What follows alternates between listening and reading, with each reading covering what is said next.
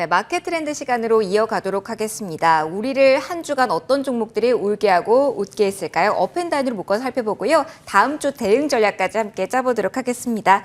오늘은 교보증권영업부 윤여민 팀장과 함께 할게요. 어서 오십시오, 팀장님. 네, 안녕하십니까. 안녕하세요. 자, 종목에 대한 이야기부터 시작해 볼게요. 어떤 종목이 업에 올랐고 어떤 종목이 다운에 올랐을까요? 화면으로 먼저 만나보시죠. 네, 업 종목에는 카카오게임즈, 한전기술, 기업은행, 안랩, NK맥스 올라와 있고요. 다운 종목에는 한국가스공사, 한국항공우주, SK, 아이테크놀로지, 엔티캠, 생명과학, 동아기업 순으로 올라와 있습니다. 굉장히 섹터가 여러 군데 펴져 있는 모습인데요. 자, 10개 종목 봤습니다. 팀장님, 어떤 종목이 가장 좀 눈에 들어오셨나요? 일단 저는 업 종목에서는 이제 카카오게임즈. 게임주가 강하다라는 관점에서. 네, 그다음에 이제 다운 종목에서는 이제 한국항공우주를 좀 말씀을 드려보도록 하겠습니다. 네, 그러면 오늘 누리호에 대한 좀 실망감이 있어서 어떻게 해야 될까 궁금하신 분들 많을 것 같으니까 다운 종목부터 살펴볼게요. 한국항공우주 지금 자리 어떻게 보세요? 사실 저는 이제 한국항공우주 이제 말씀하셨던 것처럼 좀 이제 발사 직전부터 사실 좀 재료 소멸에 관련된 부분으로 좀 많이 주가가 좀 많이 밀려왔던 부분들, 그 중에서도 이제 특히 뭐 기관이라든지 연기금, 외인이 조금씩 많이 던졌던 부분이 좀 있는데, 사실 이제 항공우주 같은 이런 좀 우주항공 관련된 종목들 같은 경우는 제가 볼 때는 이제 좀 시작이 아닐까 생각하고 있습니다. 그런데 또 다음 발사가 내년 5월 정도로 알고 있는데 네. 지금 들어간다고 하면 너무 기다림의 시간이 길지는 않을지 좀 걱정이 되기도 하네요.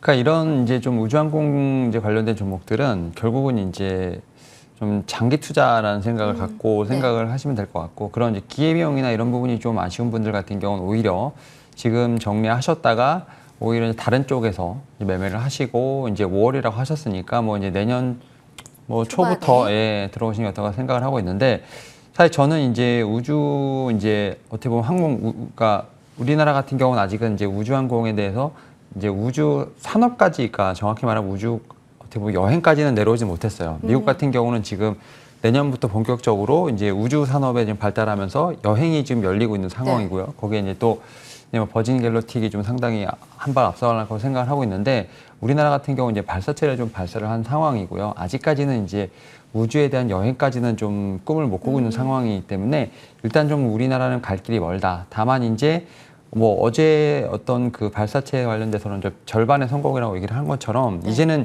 계속해서 트라이를 할 것이고, 이제 어떻게 보면 이제 정말 고퍼 업종 중에서 이제 우주항공도 하나의 좀 섹터로서 자리를 잡을 거라 생각을 하고 있는 부분이 있기 때문에, 저는 뭐 단기적인 어떤 그 실망 매물 출회 같은 경우는 어쩔 수 없는 부분이라 말씀드릴 수 있겠습니다만, 저는 좀 더 긴 시각에서 보게 된다면 이제 좀 출발 선상이 아닌가 생각을 하면서 장기 보유를 하시는 분들에게는 충분히 좀 매력적인 구간이 아닐까 좀 생각을 하고 있습니다. 개화기가 도래하지 않았기 때문에 선취매에 나선다면 좀 기다림이 동반된다면 수익으로 화답을 해줄 수 있다. 좀 이렇게 보셨습니다.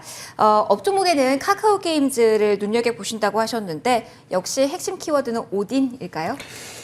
일단 최근에 오딘으로 좀 많이 올랐고, 또 이제 엘리온이 이제 북미라든지 유럽, 오세아니 쪽에서 서비스를 좀 시작을 할 것이다라고 좀 얘기가 나오면서 관련돼서 모멘텀이 좀 올라오고 있는 상황인데, 일단은 지금 카카오게임즈 같은 경우는 지금 앞서 말씀하셨던 이제 오딘 같은 경우로 이제 게임으로 인해 사실 주가가 많이 리레이팅이 되고 있는 상황이라 말씀드릴 수 있을 것 같습니다. 특히 이제 7월 달에 좀 상당히 많이 올랐고, 지금 어떻게 보면 절반까지 한 40%까지 좀 가격 조정을 받은 상태에서 다시 좀 주가가 좀 많이 좀 저렴해진 상태에서 좀 기관이라든지 외인의 좀 저가 매수가 좀 들어오지 않나. 지금 뭐 외인 같은 경우는 오늘 좀 들어왔죠. 근데 이제 기관 같은 경우는 이제 6만 원대 한 후반부터 좀 꾸준히 좀 매수를 하고 있고요. 연기금도 계속 매수가 들어오는 상황에서 봤을 때 일단 결국은 좀 많이 좀 빠졌다. 이런 거에 대한 저가 매력이 있지 않나 좀 생각을 하고 있고, 다만 이제 그 3분기 실적 같은 경우는 분명히 좀 좋진 않을 것으로 예상이 되고 있습니다. 다만 이제 어떻게 보면 이제 이미 좀 이런 부분이 나왔기 때문에 좀 주가에는 많이 선반영이 되지 않았나 좀 생각을 하고 있고, 특히 이제 오딘 같은 경우는 내년에 이제 뭐 2분기 대만을 출시를 생각을 하고 있고, 뭐 북미, 유럽 쪽으로 순차적인 어떤 출시가 예상되어 있는 부분이 있기 때문에 일단 제가 볼 때는 이제 신규 게임이 확실히 좀 잘 돼야 되는 부분이 있어요. 오딘 하나 갖고 좀 가기엔 좀 어떤 좀 종목 잠깐 무겁기 때문에 일단 오딘이 이렇게 좀 시간을 벌어줄 때 추가적으로 나올 수 있는 게임들이 어떻게 보면 이제 주가를 다시 한번 견인할 수 있는 어떤 모멘텀을 만들 수 있는지 이런 부분을 좀 봐야 되면서 일단 오딘과 관련된 부분에서 계속 지금 주가는 릴레이팅 되고 있다고 말씀드릴 수 있을 것 같습니다. 짧게만 질문드리면 카카오페이에 대한 기대감도 가져가 볼 수 있는 종목일까요? 그룹주란 관점에서? 사실 이제 카카오페이, 이제 카카오, 이제 지금 카카오 뭐 게임즈 다 같이 이제 카카오 그룹인데 사실 네. 이제 최근에 카카오가 조금씩 올라오는 모습 보여주고 있지 않습니까? 네. 약간 저가 매수가 들어오고 있고 또 기관이라든지 유입이 좀 되고 있는 부분이 있는데 사실 오히려 이제 카카오 입장에서 보면은 이제 자식들을 이제 어떻게 보면 시집장가를 보내는 입장에서 보게 된다면 표현 좋네요. 예, 이게 약간 지주사의 어떤 성격을 띠고 있기 때문에 오히려 지주사는 디스카운트의 어떤 그런 성격이 있을 수도 있는 부분들. 물론 이제 최근에 보면 저가에 지금 매수세가 들어오고 있는 부분이 있습니다만 어떤 상장의 이슈로 보게 된다고 한다면 지금 카카오에 대한 매력은 조금 반감될 수 있고 오히려 말씀하셨던 것처럼 이제 연결 자회사라든지 이런 부분에서는 좀 더 그 어느 정도 기대감이 있을 수 있는 부분이 있다라고 좀 생각을 하고 있는데 네. 뭐 카카오 게임즈가 이제 카카오페이를 통해서 어떻게 보면 이제 좀 선순환이 된다고 한다면 제가 볼 때는 카카오 게임즈도 그런 부분에 어느 정도 좀 모멘텀은 충분히 있지 않을까 생각은 하고 있습니다. 네. 자, 종목 이번 주 움직임 쪽 봤고요. 이제 다음 주로 시선 이동해 보도록 하겠습니다. 팀장님 일단 다음 주에 지수 코스피 코스닥 어느 정도 구간에서 움직일 걸로 예상하시나요? 일단 제가 생각했던 것보다 지난주에는 그래도 좀 빨리 좀 지난주 이제 이번 주 좀 상당히 좀 빨리 회복이 됐었는데 네.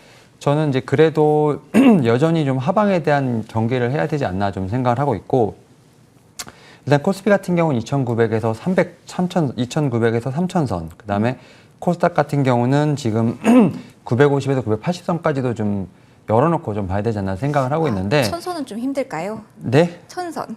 천선. 그러니까 사실은 지금 920선까지 내려갔다가 네. 천선까지 해서 거의 한 100포인트 이상 좀 빠르게 올랐지 않습니까? 네. 그리고 지금 한 3거래에서 4거래 정도 외인의 매도세가 나오면서 좀 차익 매물이 좀 나오고 있는 상황입니다. 지금 100포인트를 좀 빠르게 올라왔기 때문에 사실 현재 상황에서 보게 되면 지금은 오히려 좀 숨고르기 구간이라 볼 수 있다고 생각이 들어요. 현충에서 봤을 때는 좀 자연스러운 현상인데 네. 사실 그 지수를 견디는 사람 입장에서 보면 상당히 괴로운 구간이라고 생각이 그렇죠. 들고 있고요.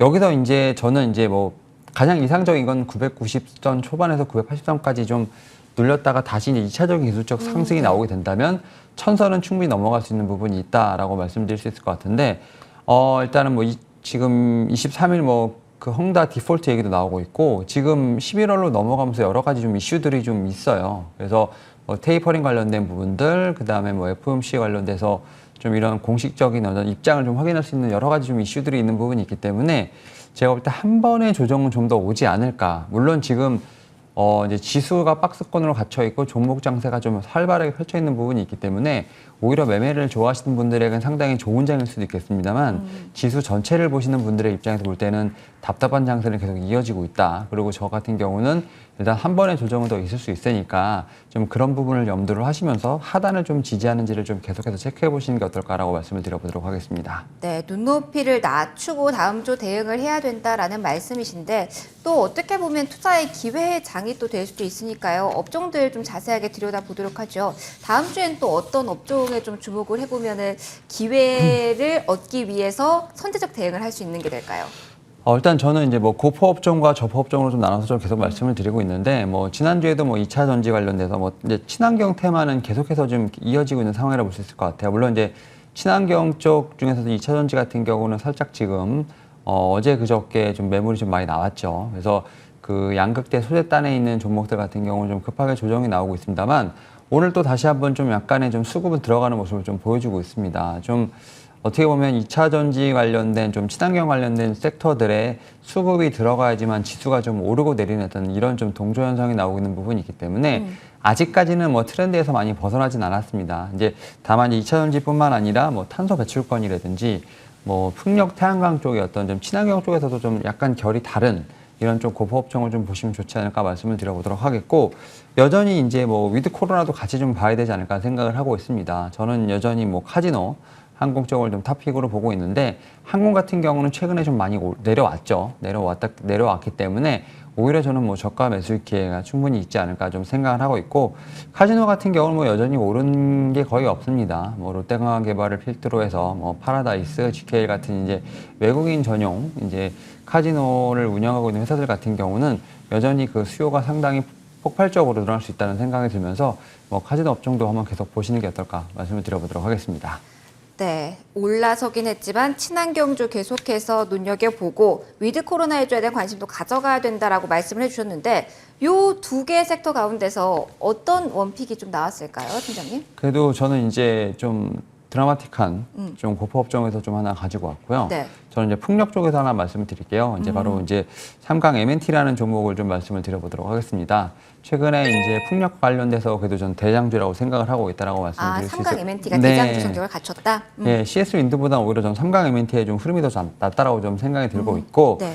일단은 이제 해상 풍력과 관련돼서 좀 말씀을 드리면 이제 최근에 뭐 아시아 국가들의 지금 상당히 많이 좀 해상 풍력이 도입이 되고 있는 상황입니다. 특히 이제 그 중심에 좀 대만이 있고요. 뭐 일본도 지금 이제 한국과 마찬가지로 지금 그 트렌드에 편입을 하려는 모습을 보이고 있다 말씀드릴 수 있을 것 같은데, 최근에 동사 같은 경우는 아시아 지역에서 좀 수주가 좀 나오고 있는 상황입니다. 특히 뭐 하부 구조물 제작 관련돼서 계약 공시도 좀 있었고요. 또 이제 그 해상 플랜트 부유식 원유 생산 저장 하역 설비 파이프렉 제작 계약도 좀 따내는 모습을 보면서 최근에 좀 계약 건수가 좀 많이 들렸습니다. 뭐 9월 달이긴 합니다만, 뭐 이런 측면에서 봤을 때 지금 작년에 수주액이 지금 6,200억 정도 됐었는데 지금까지 지금 그 계약 건수는 지금 한 7,500억 정도. 그러니까 일단 작년 수준은 넘었죠. 그리고 일단 회사가 목표하고 있는 건 1조 1,000억 원 정도가 되기 때문에 작년 수준을 충분히 넘어갈 수 있지 않을까 생각을 하고 있고, 네. 또 이제 미국 인프라 투자안 관련돼서 좀 잡음이 있겠습니다만 미국의 매출도 좀 기대하고 있는 부분이 있기 때문에